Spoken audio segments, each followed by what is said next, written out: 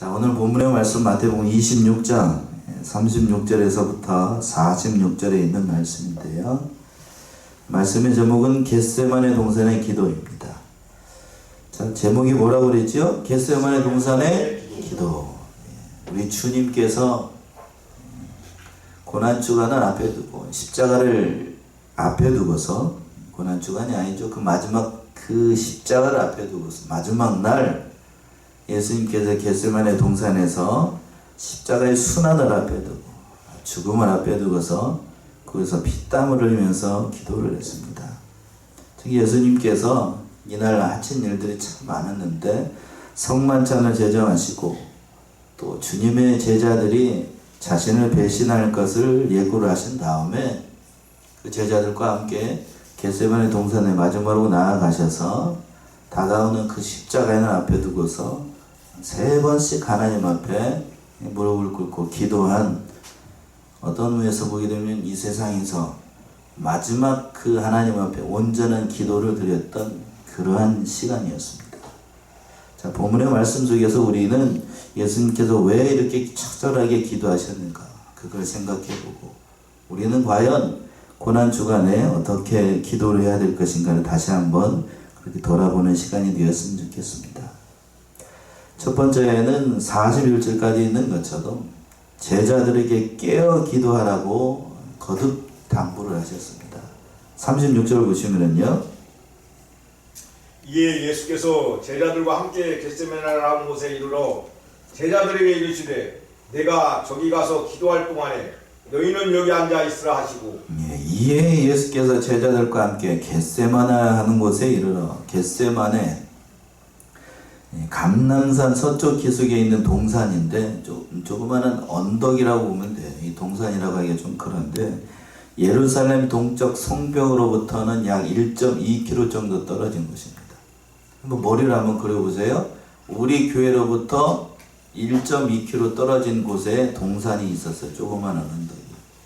그러니까 굉장히 가까운 곳이죠. 1.2km면 굉장히 가까운 곳입니다. 그곳에 겟세마네라는 동산이 있었는데 그 이름의 뜻은 기름 짜는 틀이라는 거예요. 기름 짜는 틀. 아마도 이곳에서 감람산이니까요. 감람산이니까 거기서 감람나무, 우리가 잘 아는 걸로는 올리브나무예요. 올리브나무를 그 열매를 따가지고 그 올리브유를 짜는 곳이기 때문에 그렇게 이름이 붙여진 것으로 보여요. 그러니까 이곳은 예수님께서 제자들과 함께 기도를 자주 들려셨던 곳이기 때문에 뒤에 가서 보시게 되면 가룟 유다가 그곳을 찾아오게 되는데 가룟 유다도 익히 잘 아는 곳이었던 겁니다. 내가 거기서 기도할 동안에 너희는 여기 앉아 있으라. 예수님은 습관을 쫓아서 바로 이곳에서 기도를 하셨습니다. 평소에도 기도를 자주 하셨는데 십자가에 엄청난 순환이 기다리고 있으니까 더 하나님 앞에 기도하기 위해서 이곳에 가신 겁니다. 그러니까 기도로 예수님의 삶이라고 하는 건 기도로 시작을 해서 기도로 마무리하는 그런 삶을 사셨다고 해도 과언이 아니었습니다. 그곳에 가셨을 때에 그 예수님께서 십자가를 앞에 두고서 얼마나 고민하고 번민하셨는지를 잘 보여주는 말씀이 그 다음 절부터 잘 등장하지요. 또 37절 보시면 베드로와 세베대의 두 아들을 데리고 가실새 궁이라고 슬퍼하사, 베드로와 세베대의 두 아들을 데리고 가실새. 다른 제자들은 그 산 중턱에 그냥 있게 하고 3명의 제자들을 데리고 갔습니다. 베드로와 세베대의 두 아들 야고보와 요한을 얘기하는 거예요. 평소에도 예수님께서 중요한 일이 있을 때에 예수님의 12명의 제자들 가운데 3사람을 데리고 이렇게 특별하게 교훈하시기 위해, 가르치시기 위해서 그런 일들이 많았는데 대표적인 게 바로 변화산 사건이죠. 베드로와 야고보, 요한을 데리고 가셨었는데 마지막 겟세마네 동산에서 기도할 때에도 이 3명의 제자들을 데리고 갔던 겁니다. 뽑혔다고 하는 건, 제 사도로 뽑혔다고 하는 것도 감사한 일인데 그 중에서 예수님의 최측근으로 그 훈련을 받았다라고 하는 건 더더군다나 감사한 일이죠. 근데 이 사람들이 어떻게 행동을 하는가? 그렇지 않죠. 예수님의 기대와는 정반대로 진짜 믿음 없는 행동을 보게 돼요. 그 하반절에서 그랬습니다. 고민하고 슬퍼했다. 여기서 우리가 생각해 봐야 돼요. 예수님은 뭘 고민하고 슬퍼하셨다는 것일까? 예수님께서 십자가의 죽음의 목전한 앞에 두고서 한적한 곳, 이 겟세마네 동산에 이르러서 기도하니까 그 고통과 괴로움이 예수님의 가슴 깊이 파고 들어왔다는 거예요. 이 밤이 지나면, 이 날이 밝아오게 되면 예수님께서 십자가에 못 박히실 것을 잘 알고 계시기 때문에 그 모든 일들이 하나님이시니까 예수님은 그거를 자신의 인성을 가지고 있어요. 우리와 똑같은 인성을 가지고 계신다고 해요. 예수님도. 그러니까 자신이 가지고 있는 그 인성으로 엄청난 그 고난을 생각을 하니까 이미 다 알고 계시고 이미 다 체험을 하고 있으니까 그 어려움이 엄청나다는 사실, 그 죄악의 물가가 대단하다는 사실, 그러니까 그걸 어떻게 승리해야 될 것인데 반드시 승리해야 되고 인간에게 택한 백성들을 다 구원할 구원의 길을 열어놓으셔야 되니까 그것을 생각하니까 고민하고 슬퍼할 수밖에 없었다라고 하는 거예요. 그러니까 우리와 같은 인성을 가지신 예수님이기 때문에 예수님에게도 십자가의 고난은 대단했다는 얘기예요. 어느 목사님들이나 어느 주경 신학자들이 예수님은 십자가를 지셨을 때 웃으면서 지셨다. 그렇게 얘기하면 안 돼요. 말이 맞나요? 아니, 전혀 아니라고. 전혀 아니에요. 감사에게 여겼다. 물론 감사가 있었겠습니다만 예수님께서 십자가를 지셨을 때에는 너무나도 끔찍한 고통이 찾아왔어요. 우리가 생각하는 것처럼 단순히 육신적으로만 당하는 그런 고통이 아니었다는 거예요. 영육간의 모든 고난, 인간이 당할 수 있는 모든 고난이 다 밀려오기 때문에 그걸 생각하니까 고민하고 슬퍼할 수밖에 없었다는 거예요. 인간적인 슬픔이 아니고. 그래서 38절은 이렇게 됐죠. 38절. 이에 말씀하시되 내 마음이 심히 고민하여 죽게 되었으니 너희는 여기 머물러 나와 함께 깨어있으라 하시고. 예, 내 마음이 심히 고민하여 어떻게 됐다고요? 죽게 되었으니. 하나님께서 택한 모든 백성들의 죄를 대신해서 지시고 십자가에 큰 고난을 당하실 것을 생각하니까 그걸 생각할 때마다 그 마음이 죽게 됐다고요. 그러니까 이 말씀 속에서 우리가 짐작할 수 있는 건 이미 이 하나님 앞에 기도할 때에 예수님은 지금 뭘 지고 계신 거예요? 십자가를 지고 있는 거예요. 영적으로. 영적으로. 그러니까 하나님과의 그 교통이 끊어지지 않고 계속 계셨던 그 예수님께서 그 엄청난 십자가의 고난이 지금 그 순간에, 기도하는 그 순간에 계속해서 찾아오고 있었다고 하는 거예요. 멜 깁슨이 감독이었던 그 패션 오브 크리스트라고 하는 그 영화에서도 옆에서 마귀가 와가지고 다 이렇게 역사를 했었는데 아마 그랬을 거라고요. 엄청난 마귀의 역사가 있었고 네가 하나님의 아들이라고 하면서 왜 그런 짓을 해야 되느냐 여러 가지로 얘기를 했겠죠. 근데 성경상에 그런 기록은 없고 더더군다나 더 없이 그러니까 그런 마귀의 역사가 강하기 때문에 하나님의 아들이시면서도 하나님 앞에 은혜를 구하고 기도할 수밖에 없었다고 하는 거예요. 그러면서 저만침하면서 예수님께는 그 하반절에 있는 것처럼 너희는 여기 머물러 나와 함께 어떻게 있으라? 깨어있으라. 깨어있으라. 기도를 부탁을 하신 거예요. 1차적인 의미는 예수님께서 십자가를 지를 시간이 다가오고 있으니까 이 세 명의 제자들에게 특별히 함께 나와 함께 깨어 있으라 라고 부탁을 하신 겁니다. 여기서 깨어 있다는 얘기는 단순히 잠 안 자지 않고 육신적으로 깨어 있으라는 그런 의미가 아니고 영적으로 깨어 있으라는 얘기죠. 영적으로 깨어 있으라는 얘기는 그러면 예수님을 위해서 영적으로 깨어 있으면서 기도하는 의미도 있겠습니다만 예수님을 위해서 깨어 있는 게 아니고 누구를 위해서 궁극적으로는 바로 제자들 자신들을 위해서요. 자신들을 위해서. 너희가 깨어있지 않으면 누구의 밥이 되니까요? 마귀의 밥이 되니까. 특별히 베드로와 세베대의 두 아들을 데리고 갔어요. 3명 참으로 중요한 초대교회 때의 기초를 놓았던 3명의 제자들이에요. 야고보는 제자들 가운데 첫 번째 순교의 제자가 됐던 거고, 그리고 베드로는 잠시 뒤면 누구를 부인하게 됩니까? 예수님을 부인하게 돼요. 그리고 요한은 마지막까지 살아있어서 그 요한계시록을 기록할 때까지 그 모든 일을 감당해야 될 제자들 가운데 중요한 역할을 하는 사람들이기 때문에 그들이 깨어있으라고 당부를 했던 겁니다. 어떤 시험에 넘어지지 않도록 하기 위해서 특별히 이 3명의 제자들을 예수님께서 마지막으로 택해서 중요한 사람들이기 때문에 이렇게 부르셨던 겁니다. 깨어있으라고 당부했어요. 그러면서 예수님께서 39절처럼 기도하지요. 39절. 조금 나아가사 얼굴을 땅에 대시고 엎드려 기도하여 가라사대 내 아버지여 만일 할만하시거든 이 잔을 내게서 지나가게 하옵소서. 그러나 나의 원대로 마옵시고 아버지의 원대로 하옵소서 하시고. 예. 조금 나아가 얼굴을 땅에 대시고 엎드려 기도하여 가라사대 3명의 제자들을 그 자리에 이제 깨어 있으라고 당부를 하시고 난 다음에 다른 성경에 보게 되면 돌을 던질 만큼 그만큼 떨어져 가지고 돌을 이렇게 던지면 뭐 그렇게 멀리 가지는 않으신 것 같아요. 그러니까 그 얼굴을 땅에 대시고 기도했습니다. 보통 히브리 사람들이 기도를 할 때에는 이렇게 기도하지 않아요. 손을 어디에 들고 하늘로 들고 앉아서도 아니고 어떻게 서서 일어서서 기도합니다. 근데 예수님 어떻게 기도하셨다고요? 얼굴을 어디에다 대고? 땅에 대고 엎드려서 기도했습니다. 그러니까 얼마나 하나님 앞에 간절하게 부르짖었는가 그걸 알 수 있는 대목이에요. 간절한 마음을 표현을 할 때에 이렇게 특별한 경우에 이렇게 하시는데 하나님의 아들이 지금 성부 하나님 앞에 기도할 때에 얼굴을 땅에 대고 그렇게 기도하셨다는 겁니다.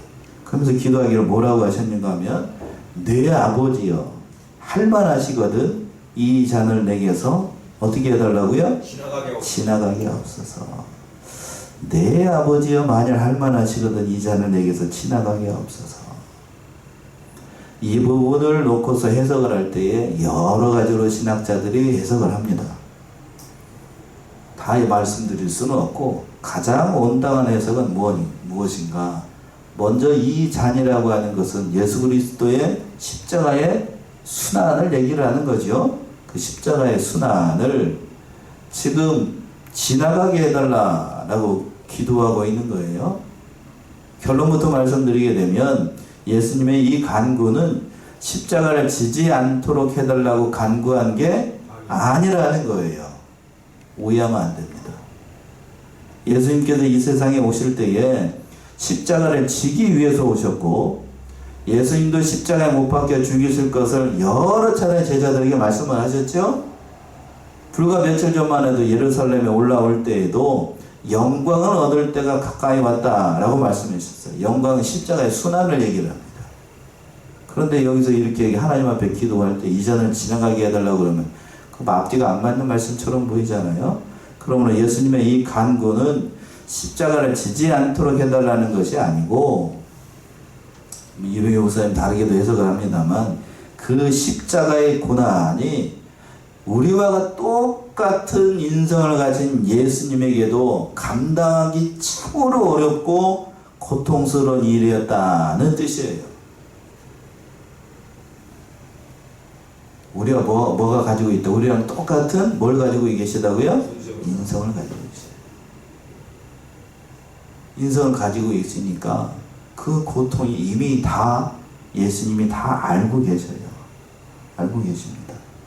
앞에서도 제가 말씀드린 것처럼 예수님의 십자가는 단순히 육신이 뚫리고 손바닥에 못이 들어갔죠. 옆구리에 창이 찔렸죠. 발에 못이 박혔죠. 그런 육신적인 고통도 대단했습니다만 그러나 그보다도 더 큰 고통은 자신이 몸소 길렀던 제자들, 도덕적인 고통인데 인간적인 고통이에요. 그 모든 제자들이 자기를 어떻게 할 걸? 배신하고 떠나게 될 걸. 그 그 모든 하나님의 백성, 이스라엘 백성들이 자신을 저주하고 그렇게 할 것을 다 알고 계셨어요. 인간이 당할 수 있는 모든 고난을 다 당하신 거라고요. 그리고 또 영적으로 누구와 분리되는 고통? 하나님과 그 짧은 순간입니다만 하나님과 분리가 되는 고통입니다. 삼위일체 하나님 보통 신학적으로 설명을 하는데 삼위일체 제2위 성자 예수님이 누구랑 분리가 된다고요? 하나님과 분리가 돼요. 하나님과 분리가 된다는 게 여러분 우리는 인간으로서는 이게 설명이 안 돼. 저도 신학적으로 얘기를 할 뿐이지 그게 어떤 고통인지를 얘기할 수가 없다고. 왜 그런가? 우리는 하나님의 범죄한 이후에 하나님과 분리된 상태로 이 세상에 옵니다. 그래서 그 고통이 뭔지 몰라. 근데 예수님은 하나님과 어떻게 계속 계셨죠? 영원토록 함께 계셨다고요. 근데 그 하나님과 잠시라도 어떻게 되는 거예요? 뭐 때문에? 우리의 죄 때문에. 그 고통의 깊이가 얼마나 대단하다는 사실을 알기 때문에 가상 실현의 말씀에서도 그랬잖아요. 엘리 라마 사막다니 어찌하여 나를 버리시나이까. 그렇게 말씀하실 수 있는 이유가 우리는 늘상 하나님과 뭐 하고 있습니까? 떨어져 있으니까 그 고통이 뭔지 몰라. 잠시 주일날 1시간 예배 드릴 때 잠시 하나님 앞에 어떻게 되는 것처럼 보여? 잠시 붙어 있는 것처럼 보이다가 저문 열고 나가는 순간 도로 분리돼. 우리는 따지면 결과적으로 따진다라고 하면 우리는 잠시 붙어 있는 게 더 어려운 거야. 붙어 있는 게. 근데 하나님 예수님은 어떻게 되는지 항상 붙어 있는데 그게 떨어져 있으니까 그 고통이 너무 대단하니까 이렇게 말씀을 하시는 거라고요. 근데 여기까지만 하면 우리와 똑같은 사람이라고 할 수 있는데 그 뒤에 기도가 더 기가 막힌 거예요. 그 뭐라고 그랬습니까? 그러나 나의 원대로 마옵시고 누구의 원대로? 아버지의 원대로 되게 해달라. 십자가의 순환이 아버지께서 원하는 일이라고 한다면 마땅히 누가 다르게 받겠다. 자신이 지겠다라고 첫 번째 하나님 앞에 기도했던 겁니다. 그리고 돌아와서요. 40절 보시면 제자들에게 우사 그 자는 것을 보시고 베드로에게 말씀하시되 너희가 나와 함께 한 시 동안도 이렇게 깨어있을 수 없더냐. 예, 첫 번째 기도를 하시고 난 다음에 제자들에게 오셔가지고 그 제자들이 뭐 하는 것을 봤습니까? 자는 것을 봤어요. 여기서 잔다는 것은 일반적인 의미에서 잠을 얘기를 할 수도 있습니다만 잔다는 것은 성경에서 일반적인 잠뿐만 아니라 죽었다라는 것도 있어요. 성도들이 죽은 것을 잔다라고 표현을 하잖아요. 그리고 영적인 의미로 영적인 무지와 게으름을 얘기를 하는 거예요. 여기서는 맨 마지막이죠. 그들이 자고 있다는 것은 지금 앞에 무슨 일이 발생할지를 모르고 영적인 게으름과 나태함에 빠져서 자신을 돌아보지 못하니까 예수님께서 책망을 하시면서 뭐라고 그랬냐면 너희가 나와 1시간도 이렇게 깨어있을 수 없더냐. 그래서 1시간은 말 그대로 1시간이 아니고 짧은 그 순간도 누구랑 함께 할 수 없더냐? 예수님과 같이 깨어서 기도할 수 없더냐라는 뜻이에요. 이 말씀 속에서는 한순간도 제자들은 예수님과 같이 모든 걸 공유하지 못했다고 합니다. 죽는 그 순간까지 제자들은 예수님의 마음을 알지 못했다는 거예요. 그래서 깨어있으라고 거듭거듭 얘기할 수 있어요. 그 마지막으로 11절, 41절에서 그 말씀을 하지. 41절 보시죠. 시험에 들지 않게 깨어있어 기도하라. 마음에는 원이로되 육신이 약하도다 하시고 시험에 들지 않게 어떻게 하고 있으라? 깨어있어 기도하라. 깨어있어야 돼. 깨어있어야 돼. 예수님은 사선을 넘는 기도를 하고 있는데 제자들은 거기서 콜콜 자고 있다니 인간적인 도리상으로도 이게 맞는 말이 아니잖아요. 영적으로 깨어있기를 계속 해야 담고 있어요. 오늘날 이 시대가 기도도 그렇게 했었습니다만 영적으로 깨어있어야 돼요. 깨어있어. 데살로니가전서 5장을 한번 가봅시다. 사도 바울은 뭐라고 얘기를 하고 있는가? 데살로니가전서 5장 4절에서부터 6절 보시면 형제들아 너희는 어두움에 있지 아니하며 그날이 도적같이 너희에게 임하지 못하리니 너희는 다 빛의 아들이요 낮의 아들이라 우리가 밤이나 어두움에 속하지 아니하나니 그러므로 우리는 다른 이들과 같이 자지 말고 오직 깨어 근실할지라. 예, 6절에서 그랬네요. 그러므로 우리는 다른 이들과 같이 뭐하지 말고 자지 말고 오직 깨어 근신하라. 이 잔다는 얘기는 영적 게으름이나 나태함에 빠지지 말고 깨어서 이 시대를 분별하고 정말 하나님의 백성으로 산다는 것이 무엇인지를 알면서 기도하라는 얘기죠. 오늘 본문의 말씀에서 예수님도 그와 동일한 말씀을 해주고 있다고요. 깨어 있어야 됩니다. 그러면서 그 하반절에 예수님께서 말씀하셨어요. 마음에는 원이로되 뭐가 약하도다. 육신이 약하니. 저는 이 말씀 예수님이 차라리 안 했으면 좋겠어요. 마음에는 원이로되 뭐가 약하다고요? 육신이 약하다. 성도들한테 기도하라고 무슨 일을 이렇게 목사가 이렇게 부탁을 하면 성도들이 입에서 대반 이 얘기가 나와요. 마음에는 원이로되 뭐가 약하다고? 육신이 약하다. 예수님이 이 말씀을 하신 이유는 기도하지 못하는 이유를 설명을 할 때에 육신이 연약해서 기도하지 못하니까 뭐 괜찮다라는 뜻으로 예수님이 이 말씀을 하신 거죠. 예? 그런 거 아니잖아요. 그런 의미라는 게 아니고 이 말씀의 뜻은 깨어서 육신의 연약함을 이기고 기도해야 되는데 그 마음으로 기도하기를 원하지만 예수님도 아셨어요. 그러나 그들의 육신이 약하기 때문에 기도하지 못하고 있으니 참으로 잘못되었다라는 말씀이에요. 깨어 있어야 되는데 그 말씀 너희가 연약해서 기도하지 못하는 것이 참으로 안타까운 예수님의 마음을 표현한 거예요. 누구의 마음이요? 예수님의 마음. 근데 이걸 잘못 적용을 해가지고 우리 마음은 원인데 육신이 약하니까요. 그런 뜻으로 예수님이 한 게 아니라고요. 책망이에요. 책망을 자기 저기로 들으면 그건 잘못된 거라고요. 그러니까 우리도 이 세상에 마귀의 시험이 끝없이 있다는 사실을 깨닫고 자신의 육신의 연약함을 이겨나가라. 그 말씀을 하시는 거예요. 그 말씀을. 자, 두 번째 41과 43절 보시면 예수님께서 말씀하셨습니다. 기도하셨어요. 아버지 원대로 되기를 기도하셨다라고 하는 거예요. 42절 보시면 다시 두 번째 나아가 기도하여 가라사대 내 아버지여 만일 내가 마시지 않고는 이 잔이 내게서 지나갈 수 없거든 아버지의 원대로 되기를 원하나이다 하시고. 처음 예수님께서 기도할 때에는 앞에서 그랬죠. 처음 기도할 때는 잔을 옮겨달라고 기도했습니다. 그렇죠? 잔을 지나가게 해달라고 기도하셨는데 두 번째 이제 오늘 42절에서 기도할 때에는 내 아버지여 만일 내가 마시지 않고는 이 잔이 내게서 지나갈 수 없거든. 누구의 뜻대로? 아버지의 원대로. 아버지 원대로 되길 원했던 거예요. 그러니까 이미 겸손히 그 모든 기도를 하면서 성부 하나님의 뜻을 이미 알고 계셨지만 다시 한번 순종을 배우시고 그 모든 하나님의 뜻에 적극적으로 참여하고 있다는 거예요. 실제로 공간복음서에 예수님의 그 마지막 기도가 다 기록이 되어 있는데 그 모든 말씀들 가운데 예수 그리스도가 그 유일한 메시아가 된다는 사실이 이 마태복음에 기록되어 있어서 마태복음은 그 유대인들을 위해서 전해진 말씀이거든요. 그래서 예수님께서 하나님의 아들이지만 하나님 앞에 기도함으로 그 모든 어려움들을 다 이겨나갔다는 거예요. 그래서 히브리서에서는 이렇게 기록을 하고 있습니다.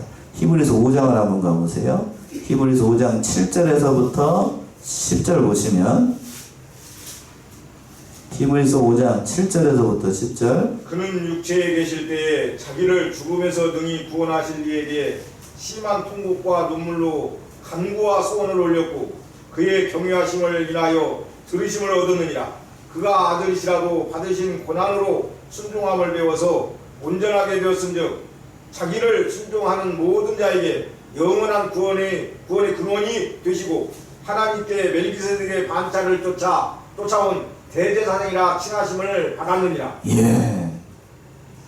자, 예수님께서 이 세상에 사실 때에 어떻게 순종을 하시고 어떠한 삶을 사셨는가를 히브리서에서 이렇게 기록하고 있는 거예요. 그는 육체에 계실 때에 자기를 죽음에서 능히 구원하실 이 누굴 얘기하는 거죠? 성부 하나님이죠? 성부 하나님께 심한 통곡과 눈물로 간구와 소원을 올렸고, 어디로 보는 것 같아요? 지금 여기잖아요, 여기. 그리고 그의 경외하심을 인하여 들으심을 얻었느니라. 그가 아들이시라도 받으신 고난으로 순종함을 배워서 온전하게 되었은즉 자기를 순종하는 모든 자에게 구원의 영원한 구원의 근원이 되시고, 하나님께 발기세덱의 반차를 좇은 무슨 제사장이요? 대제사장. 모든 죄를 사하는 영원한 대제사장이라는 칭함을 예수님께서 받으셨다는 거예요. 그러니까 예수님은 지금 참으로 순종함의 본을 구해서 아버지의 뜻을 다 이루어나가는 진정한 대제사장으로서 지금 하나님 앞에 간절하게 기도했던 거예요. 43절 보시죠. 다시 오사 보신즉 저희가 자니 이는 저희 눈이 피곤함일러라. 예, 그렇게 간절하게 기도하고 다시 주님을, 제자들을 찾아오니까 다시 오사 본즉 저희가 어떻게 하고 있었다고요? 여전히 자고 있습니다. 여전히 자고 있어. 그러면서 뭐라고 얘기를 하냐면, 이는 저희 눈이 어떻게 하기 때문에? 피곤하기 때문에. 제자들의 의지와는 상관이 없이 육신이 연약하기 때문에 영적으로 깨어있지 못해서 눈꺼풀이 천근만근이었던 거지요. 그러나 그 시간에도 마귀의 역사는 있었습니다.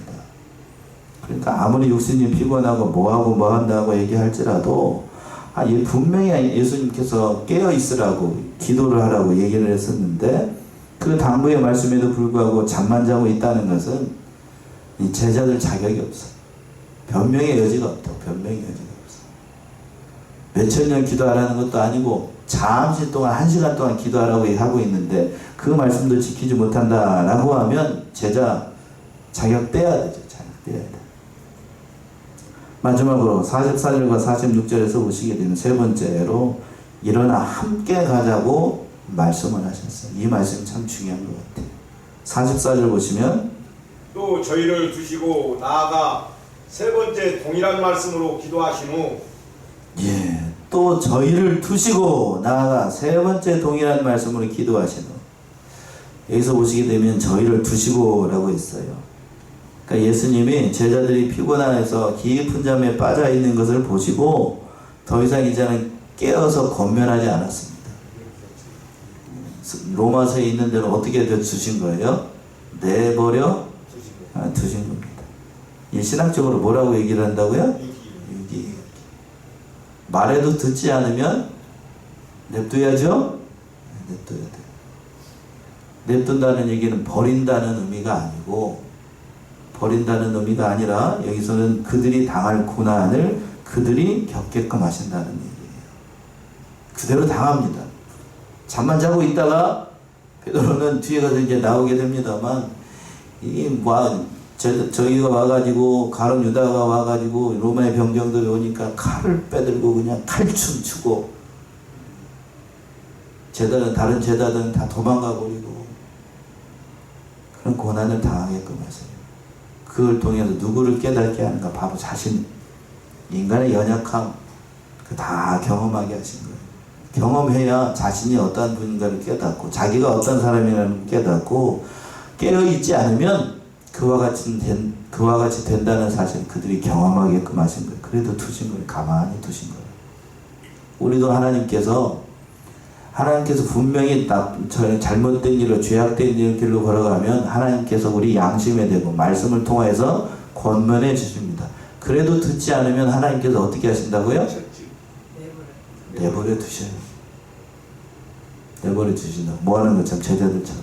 그 길 가보라고. 가다가 어떻게 됩니까? 꽝 하고 맞아요. 그러고 난 다음에 아는 거죠. 사람은 그런 존재예요.